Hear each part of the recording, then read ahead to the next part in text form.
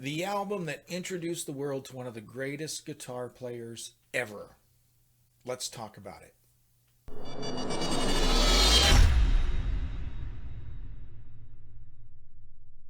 Hi guys, welcome to Classic Guitar Rock. I'm Jeremy. Take just a minute and click that like button and the subscribe button. We're going to talk about Van Halen 1.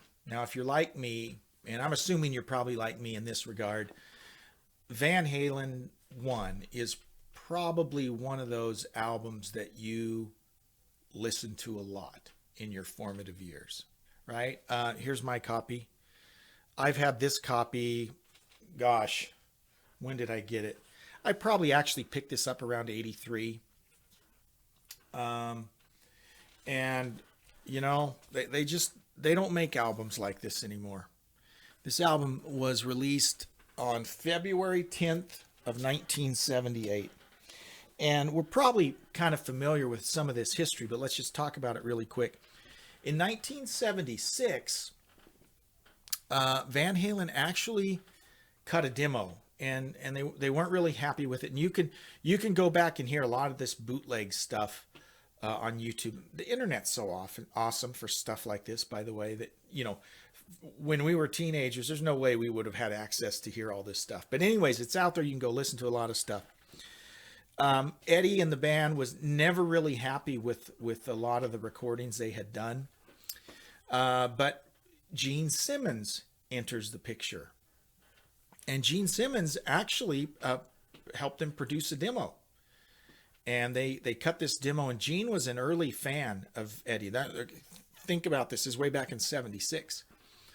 And Gene helped him with this demo, and then he had to go on tour, and then he said, hey, as soon as I get back, we're going to shop this around, and we'll get you a record deal.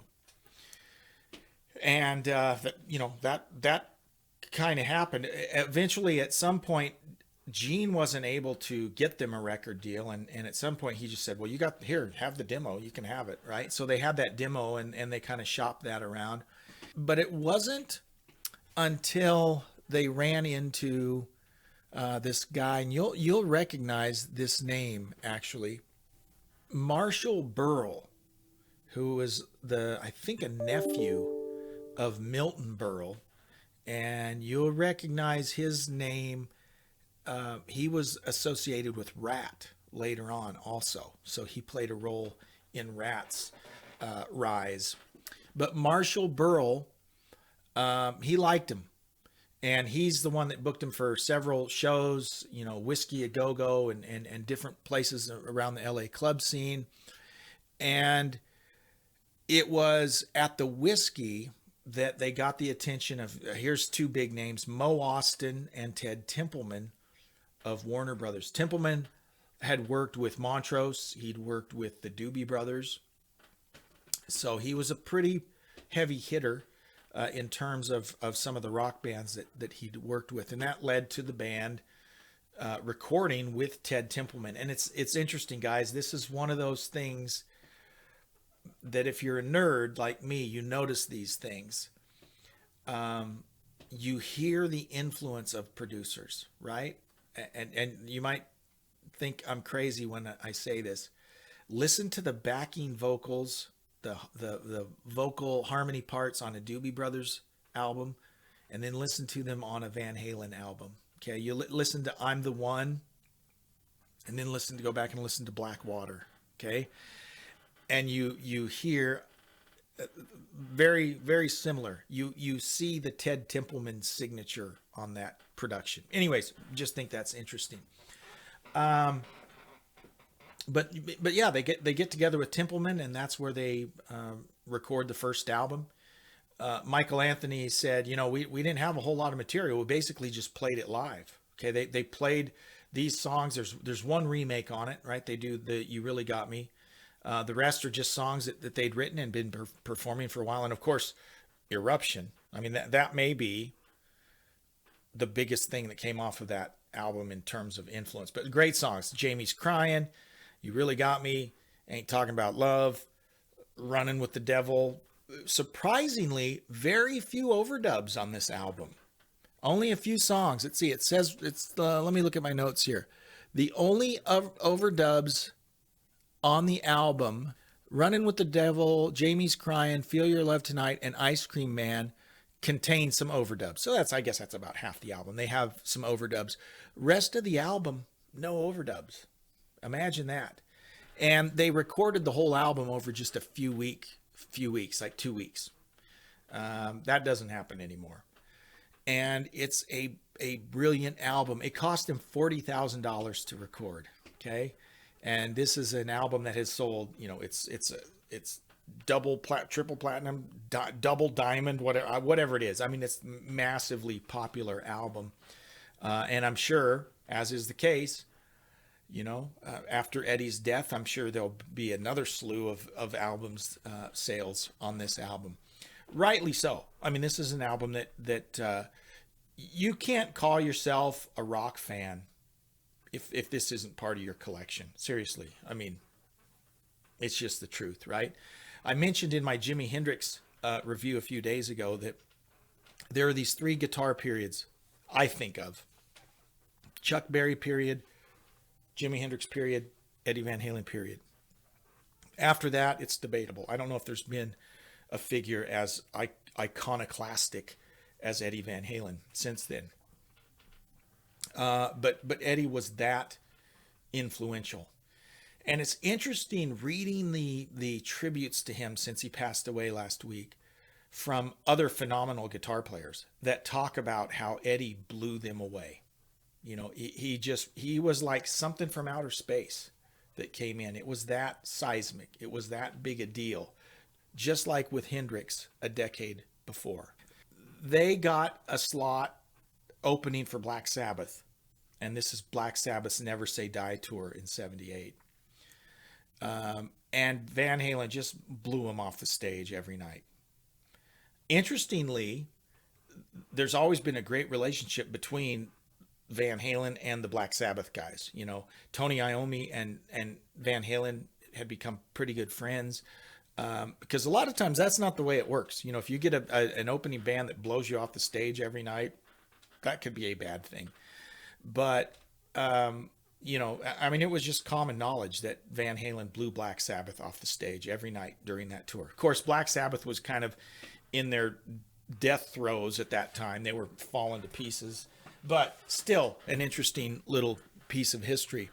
And here's another thing that's interesting as I look at this album, which just reinforces the point that Rolling Stone, the magazine, is completely worthless. Okay. It really always has been. It has this overblown reputation of being such a great magazine. But to read the reviews from Rolling Stone, it's hilarious. In 1978, Rolling Stone critic Charles M. Young predicted, "In 3 years, Van Halen is going to be fat and self-indulgent and disgusting, following Deep Purple and Led Zeppelin right into the toilet. In the meantime, they are likely to be a big deal."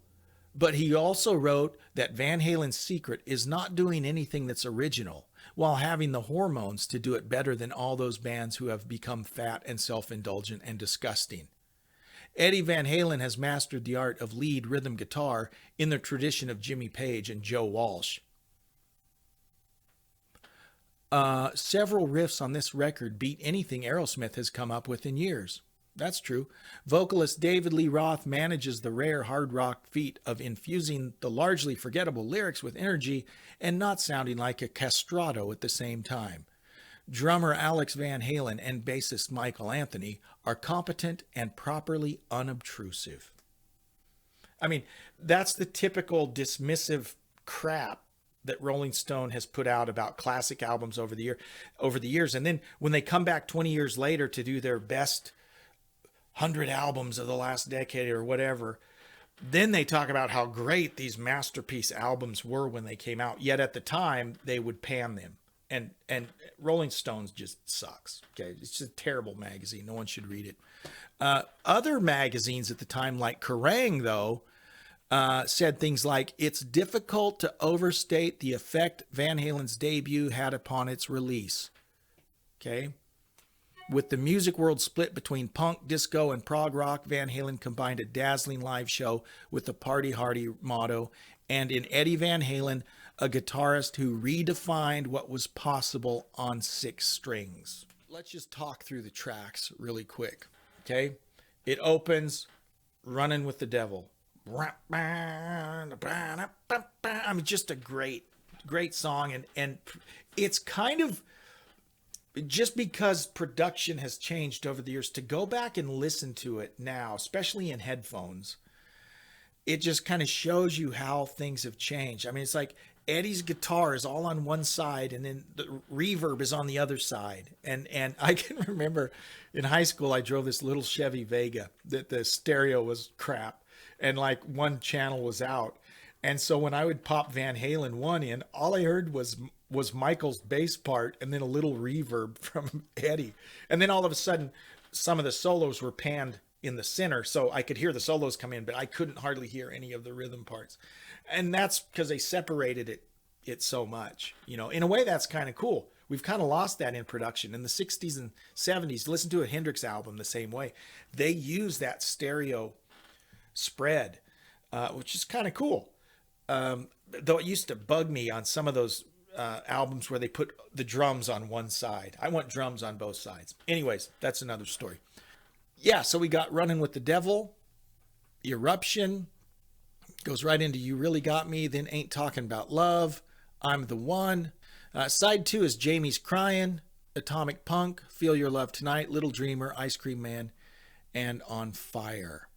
All the songs written by Van Halen except for You Really Got Me, which is Ray Davies and the Kinks, and then Ice Cream Man, which was written by a guy named John Brim. Those are the two covers, but the rest are songs by Van Halen. Can you remember the first time you heard Eruption? I can. And I can remember thinking, what is that? What's he doing? I couldn't even wrap my head around what was happening. I had the privilege of seeing Van Halen live on the Diver Down tour. This would have been fall of 82. And Eddie was a force live, and everyone thinks about David Lee Roth. He was a showman. He jumped all around, but David Lee Roth, he was an entertainer, never a great live singer. You know, he half the time he'd blow off the lines and just be talking or telling jokes or whatever. But Eddie, man, he was always on and just a force of nature. And another thing, someone that never gets credit is Michael Anthony. Michael Anthony is a solid bass player. I mean, he's a good bass player. Obviously gets overshadowed by Eddie. But what Michael brings that is very unappreciated is his singing. He is a big part of the Van Halen sound. And I can remember what surprised me seeing them live. And even if you go back and see more recent live footage of Van Halen, is how much singing Michael and Eddie do to make it work, right? These harmonies that you hear on the records, they're able to reproduce those live pretty well. So Eddie himself is a good singer. And the harmonies that he and Mike did, we don't really think about that when we talk about Van Halen, but they're awesome. And they make it work. So that's just something you want to keep in mind as you hear this. A lot of that Van Halen sound, the high harmonies, that's Michael Anthony making that happen. And he still does it today with Sammy, you know, when he plays with Sammy. But this is a trademark album we should all own, and I'm glad it became part of my life. Right, it meant a lot to me and was a big influence on me. I'd love to hear your thoughts. So leave your comments in the notes, and we'll see you next time on Classic Guitar Rock. Bye bye.